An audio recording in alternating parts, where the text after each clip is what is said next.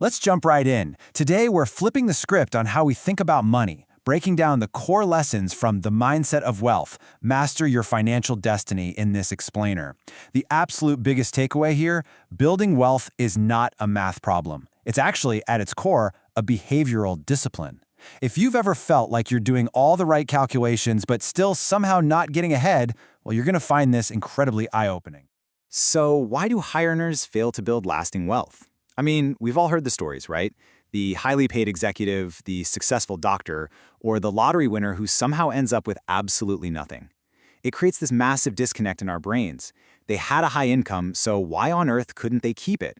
It tells us right off the bat that there is a massive gap between generating cash flow and actually keeping it in your bank account. Okay, let's dive into this. Here is our roadmap for today. We'll start with the paradox of wealth, move through luck, risk, and control, differentiate between getting and staying rich, look at your unique money story, outline actionable wealth strategies, and finally, unlock the master key. Section 1. The Paradox of Wealth, Math versus Behavior. See, most of us are taught to treat wealth like a math test. We obsess over market timing, compound interest formulas, and, let's be honest, ridiculously complex spreadsheets, thinking if we just get the math exactly right, we win. But the behavioral reality, it is completely different. Our financial destiny is actually dictated by our emotions and hidden beliefs. You can have the most beautiful, color-coded spreadsheet in the world, but if you panic sell during a market dip just out of fear, the math doesn't matter at all. Section 2. Luck, risk, and control, the unseen forces. There is a golden rule here. Don't confuse luck with skill or risk with recklessness. It's so easy to look at someone who made a fortune on some wild, speculative investment and think, wow, they have a genius strategy. The reality, luck plays a massive role in those outlier events. Just because a wildly risky bet paid off for one person doesn't mean they possess some repeatable, brilliant skill. Honestly, it just means they got lucky on a coin flip. Now, here is the true definition of risk. It's what you don't see. We often think of risk as the things we can easily measure, a volatile stock or fluctuating interest rates. But the biggest financial disasters in history and in our own personal lives come from the invisible elements, the risks that seemed completely unseen at the time. The sudden job loss, the unexpected medical emergency, the global event literally nobody predicted. The absolutely crucial shift we need to make is where we focus our energy. We spend way too much time obsessing over uncontrollable outcomes, basically luck-soaked results that are totally out of our hands. To truly master your financial destiny, you have to redirect all that energy into controllable processes, disciplined systems. Things like how much you save, how you react to the news, how you structure your lifestyle. Those are the levers you actually have control over. Section 3. Getting versus staying rich. Two different games. To get rich, you generally need to be on the offensive. You need risk-taking, boundless optimism, maybe even a bit of leverage.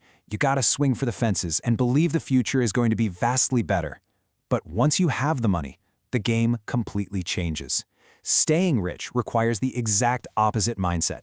It demands humility, a return to frugality, and honestly, a really healthy dose of paranoia. You have to be deeply aware that what you've built could simply be taken away. And here is the fatal error that ruins so many high earners. They try to use getting rich tactics to play the staying rich game. They keep swinging for the fences, leveraging up, and taking massive risks even after they've already won the game. You've got to recognize which specific financial game you are currently playing, because playing the wrong one with your money almost always leads to failure. Section 4. Your unique money story, financial histories. I absolutely love this quote from the source material. No one is crazy. When you see someone making a financial decision that looks totally irrational to you, maybe they hoard cash under a mattress, or maybe they spend wildly on luxury goods, they aren't crazy. Inside their own unique money story, based on their lived experiences, that behavior makes perfect, logical sense to them. We all have distinct money scripts written by a few key factors. Think about your upbringing. Were you raised in a frugal household or one where money just flowed freely? What about your early wins and losses? Did your family lose everything in a recession when you were young? And of course, your cultural background. These elements completely shape your financial instincts. The goal here isn't to judge yourself or anyone else, but to understand your own script, so you don't just blindly copy someone else's financial plan. You need to design a financial life that truly feels right to you. Section 5. Actionable Wealth Strategies. Executing the Plan. The source distills this down into 3 incredibly powerful steps. Step 1. Save relentlessly. Now, a lot of people think saving is just about preparing to buy something later, but the source flips this entirely. Saving relentlessly creates the ultimate dividends of wealth, freedom, and optionality. Money in the bank isn't just waiting to be spent, it is buying you the autonomy to make choices on your own terms. Step 2 is defining your enough. This is absolutely critical. You have to avoid the trap of endless escalation. If your goalposts for success keep moving every single time your income goes up, you'll never actually feel wealthy. You'll just be stuck on an endless treadmill. You have to sit down, figure out what truly satisfies you, and draw a firm line in the sand when you reach it. And step 3, leave room for error.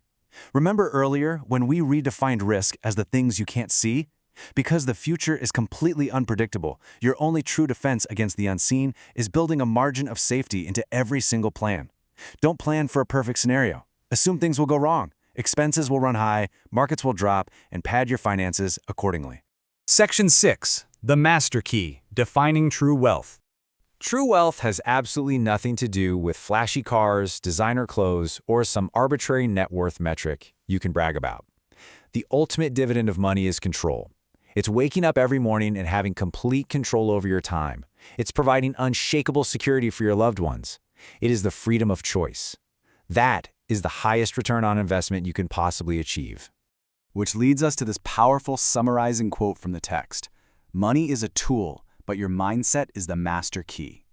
You can be handed all the tools in the world, the highest income, the absolute best spreadsheets, but if you haven't mastered the behavioral discipline, if you haven't grasped the psychology of risk, your own money story, and the concept of enough, you won't be able to unlock lasting wealth. I want to end our explainer today with a single, lingering question for you. Have you defined your enough?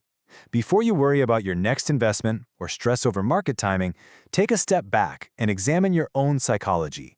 Figure out what game you are actually playing and exactly what the finish line looks like for you. Thank you for joining me on this explainer, and I hope this helps you take true control of your financial destiny.